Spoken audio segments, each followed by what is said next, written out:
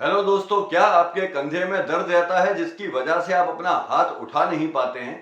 हाथ जब उठाते हैं तो आपको अपने कंधे के पास एक अटकाव महसूस होता है, एक दर्द महसूस होता है, एक तेज खिंचाव महसूस होता है। ये दर्द आपके कई बार कोहनियों तक आपको महसूस होता है, कई बार आपके चेस्ट पे भी आपको महसूस होता है। जैसे इधर से पूरा चेस्ट से लेकर आपके ये कंधा पूरा एक अकड़न है। दर्द इतना ज्यादा होता है कि आप अपने हाथ की पूरी मूवमेंट नहीं कर पाते हैं। आपको शर्ट पहनना हो तो आपको परेशानी होती है, आपको पर्स निकालना हो अपनी जेब से तब भी आपका हाथ पीछे नहीं जा पाता है। महिलाएं हैं तो वो चोटी नहीं बना पाती हैं, अपने जूड़ा नहीं बना पाते हैं, आप बालों में कंघा करना आपके लिए मुश्किल हो गया है। रात को सोते हैं तो अचानक हाथ के दर्द की वजह से आपकी आंख खुल जाती है, या कभी आपके हाथ पे हल्का झटका लग जाए तो एक असहनीय दर्द आपको महसूस होता है। कंधे में एक अकड़न, एक जकड़न बनी रहती है, आपकी दिन प्रतिदिन रेंज भी कम होती जा रही है, हाथ अब पूरा ऊपर नहीं उठ पा रहा जितना पहले उठता था। तो आज का ये वीडियो है आपके लिए। आज इस वीडियो में हम बात करेंगे कंधे के जाम होने की एक कंडीशन के बारे में, जिसको हम एडेसिव कैप्सुलाइटिस या फ्रोजन शोल्डर भी कहते हैं।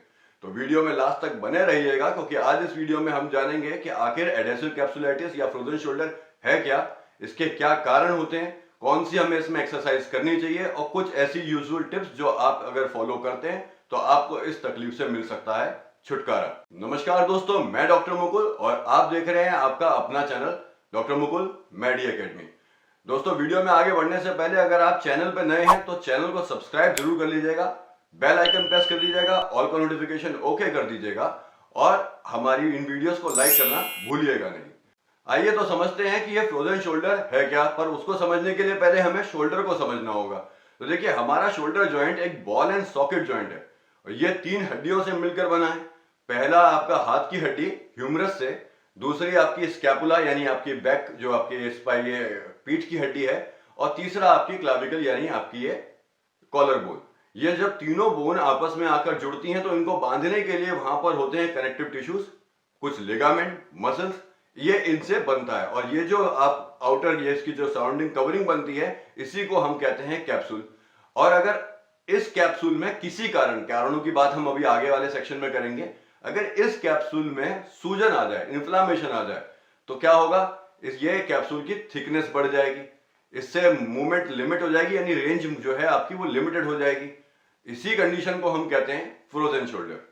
फ्रोजन शोल्डर की तीन स्टेजेस हैं और ये पहली स्टेज होती है इसकी फ्रीजिंग स्टेज, जिसको हम पेनफुल स्टेज कहते हैं। इसमें आपको दर्द बहुत ज्यादा होगा। इसी स्टेज में आपको दर्द की वजह से रात में आंख खुल जाएगी, आप सो नहीं पाएंगे, दर्द बर्दाश्त नहीं होता, इतना ज्यादा दर्द होता है। और इसमें आपकी रेंज उतनी नहीं कम होती, पर आपको दर्द ज्यादा महसूस होता है, और ये आपका 3 से 6 महीने की एक स्टेज होती है। उसके बाद आती है आपकी फ्रोजन स्टेज। इस स्टेज में आपका पेन तो कम हो जाता है, पर आपकी रेंज कम होती चली जाती है, यानी अब हाथ जो पहले इतना उठता था अब वो उससे भी कम उठने लगा। तो ये फ्रोजन स्टेज है, ये भी करीब आपकी 6 से 9 महीने के बीच में रहती है। इसके बाद वाली स्टेज आती है आपकी थ्रोइंग स्टेज। थ्रोइंग स्टेज जो है आपकी रिकवरी स्टेज है, यानी यहां पर आकर आप धीरे धीरे अपनी रिकवर करने लगते हैं। तो करीब करीब आपका फ्रोजन शोल्डर 1.5-2 साल की एक कंडीशन है। फ्रोजन शोल्डर जो है वो महिलाओं में ज्यादा होता है पुरुषों की अपेक्षा, और एक एज ग्रुप मतलब आप 35 से लेकर 65 के एज ग्रुप में आपको ये देखने को मिलता है। कई बार कुछ केसेस ऐसे हैं जिसमें आपको थोड़ा जल्दी अर्ली स्टेज में मिल जाएगा, उसके पीछे कई कारण होते हैं, पर एक जो नॉर्मल एज ग्रुप है वो आपका 35-40 साल से लेकर 60-65 साल तक की एज में आपको फ्रोजन शोल्डर की परेशानी देखने को मिलती है। तो चलिए अब जान लेते हैं कि फ्रोजन शोल्डर के कारण क्या है। तो जैसा मैंने आपको पहले बताया था कि फ्रोजन शोल्डर आपकी एक इन्फ्लामेशन होता है कैप्सूल का, जिससे आपके कैप्सूल में टाइटनेस बढ़ जाती है, थिकनेस बढ़ जाती है और आप अपनी ये मूवमेंट नहीं कर पाते। तो इसके जो मुख्य कारण है उसमें सबसे पहला है आपका पुअर पोस्चर, यानी गलत तरीके से हाथ को रखना, बहुत देर इमोबिलाइज रखना, एक कारण हो सकता है। इसके अलावा आपके अगर डायबिटीज है आपको, तो 20% लोग जो है डायबिटीज के जो पेशेंट है, लगभग 20% पेशेंटों में आपको फ्रोजन शोल्डर की परेशानी आती है, देखने को मिलती है।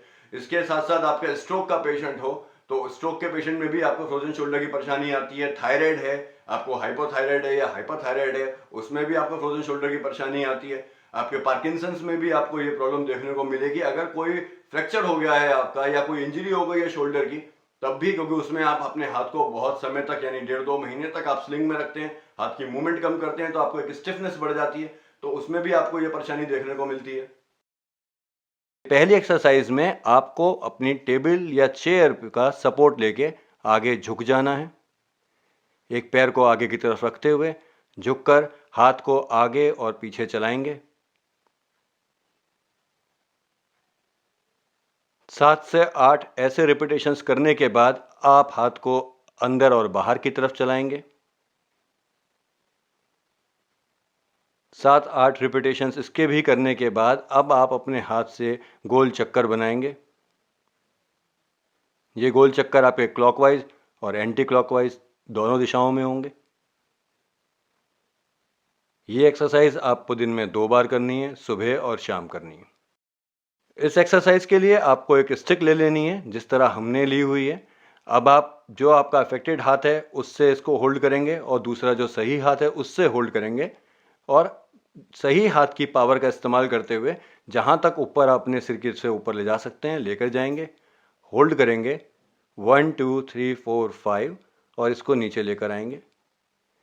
आपकी रेंज बहुत अच्छी नहीं है तो जहां तक आप उठा सकते हैं वहां तक इसको लेकर जाएंगे। होल्ड करेंगे 1 2 3 4 5 और नीचे लेकर आएंगे। ध्यान रखें जहां तक आपकी रेंज खुलती है बस वहीं तक आप इसको लेके जाएंगे। ज़बरदस्ती आपको इसको ऊपर नहीं खींचना है। जहां से पेन स्टार्ट हो वहीं से वापस आ जाएंगे। ये एक्सरसाइज भी आपको 10 से 15 बार करनी है, सुबह और शाम करनी है। इस एक्सरसाइज में भी हम स्टिक का इस्तेमाल करेंगे और आपका जो अफेक्टेड हाथ है इसको होल्ड कर लेंगे। जो आपका सही हाथ है सारी ताकत का इस्तेमाल उससे करेंगे और हाथ को अपने साइड में ले जाने की कोशिश करेंगे। जहां तक आपका हाथ उठता है वहां तक लेकर जाएंगे। होल्ड करेंगे 1 2 3 4 5 और वापस नीचे लेकर आएंगे। इसी तरह जहां तक आप इसको उठा सकते हैं बस वहीं तक लेकर जाएंगे। ज़बरदस्ती एक्स्ट्रा एफर्ट आपको नहीं करना है। जहां तक आपकी रेंज है वहीं तक लेकर जाएंगे, नहीं तो वो आपका पेन बढ़ा सकता है। इसलिए ध्यान रखिएगा इस बात का कि जितना आप ले जा पाते हैं बस उतना ही लेके जाएंगे, होल्ड करेंगे और इसी तरह आपको इसके 10 से 12 रिपीटेशंस करने हैं, सुबह और शाम करने हैं। लास्ट एक्सरसाइज की तरह इसमें भी आपको अपनी स्टिक का इस्तेमाल करना है। आप अपने दोनों हाथों को कोहनियों को मोड़ लेंगे, 90 एंगल मोड़ के अपने पेट के पास चिपका लेंगे। अब आपका अफेक्टेड हाथ जो है उसको अपनी स्टिक के साइड में रखेंगे और दूसरे हाथ से ही इस एक्सरसाइज में ताकत लगेगी। कौन से हाथ से? जो हाथ आपका सही है। और अब इससे आप अपना एक्सटर्नल रोटेशन करेंगे, ताकत लगाएंगे, बाहर की तरफ हाथ को लेके जाएंगे, होल्ड करेंगे 1 2 3 4 5 और फिर सीधा करेंगे। फिर इस एक्सरसाइज को रिपीट करेंगे 1 2 3 4 5 और सीधा करेंगे। इस तरह से आपको इसके 10 से 15 रिपीटेशंस करने हैं, सुबह और शाम करनी है। इस एक्सरसाइज में हम एक टॉवल का यूज़ करेंगे और इस टॉवल का यूज़ करते हुए हम अपने हाथ की पीछे की रेंज को बढ़ाएंगे। तो जिस प्रकार आपको वीडियो में दिखाया जा रहा है उसी तरह से आपको टॉवल को पकड़ना है। आपका जो अफेक्टेड हाथ है उसको नीचे की तरफ और जो आपका नॉर्मल हाथ है, जो सही हाथ है, उससे ऊपर की तरफ। और अब आप इसको खींचेंगे, सही हाथ से खींचेंगे, होल्ड करेंगे 1 2 3 4 5 और फिर रिलीज़ करेंगे। फिर खींचेंगे 1 2 3 4 5 फिर वापस नीचे लाएंगे। ध्यान रखिएगा जहाँ पेन हो जाए बस वहीं से वापस आ जाना है। आपको पेन के बाद एक्स्ट्रा एफर्ट नहीं करना है। ये एक्सरसाइज भी आपको 10 से 12 बार करनी है, सुबह और शाम करनी है। उम्मीद करता हूँ एक्सरसाइज आपको पूरी समझ में आ गई होगी। अगर कहीं कोई डाउट हो तो आप दोबारा उन एक्सरसाइज को देख लीजिए, पर गलत एक्सरसाइज करने से बचिएगा। एक बात का यहाँ पे ये ध्यान रखिएगा कि जब आप अपने हाथ की मूवमेंट करेंगे जहां आपको पेन आ जाता है बस वहीं से उसको वापस नीचे ले आइए। जबरदस्ती आपको अपने हाथ को ऊपर नहीं उठाना है या नहीं खींचना है। जहां पेन शुरू हो गया वहां से आप वापस आएंगे अपनी स्टार्टिंग पोजीशन पे, फिर दोबारा करेंगे। इन सभी एक्सरसाइज को सुबह और शाम करेंगे। जिस प्रकार आपको सेट बताएं उसी प्रकार सेट में करेंगे। और अब बात कर लेते हैं कुछ ऐसी सावधानियों की जो अगर आपका फ्रोजन शोल्डर है तो आपको माननी चाहिए। सबसे पहला तो आप अपने हाथ को अपने सिर के नीचे ऐसे रखकर नहीं सोएंगे, ये आपकी तकलीफ को बढ़ाता है। दूसरा, जिस शोल्डर में पेन है उस करवट में आपको नहीं सोना है, ये आपकी तकलीफ को बढ़ाएगा। जब भी कभी आप बैठे अपने ऑफिस में अपने दोस्तों के साथ या अपने घर में टीवी देखते समय तो अपने हाथ के बीच में नीचे इस तरह से आप यहाँ पे कुशन लगा लें या पिलो लगा लें, जिससे हाथ की एक गैप बना रहे। हाथ थोड़ा सा डिस्टेंस बना के रखें जिससे रेंज मेंटेन हो सके। इसका ध्यान रखिएगा। सोते समय आप अपने हाथ के आगे 2 तकिया लगाइए, उसके ऊपर अपने हाथ को रखिए जिससे एक शोल्डर लेवल मेंटेन हो। हाथ इस तरह से रखकर सोइए। यह कुछ विशेष सावधानियों का ध्यान रखिए और एक्सरसाइज को सुबह और शाम नियम से करिए। मिलता हूं आपसे एक और नई वीडियो में एक और नए इंटरेस्टिंग टॉपिक के साथ। तब तक के लिए मुझे दीजिए इजाजत। धन्यवाद।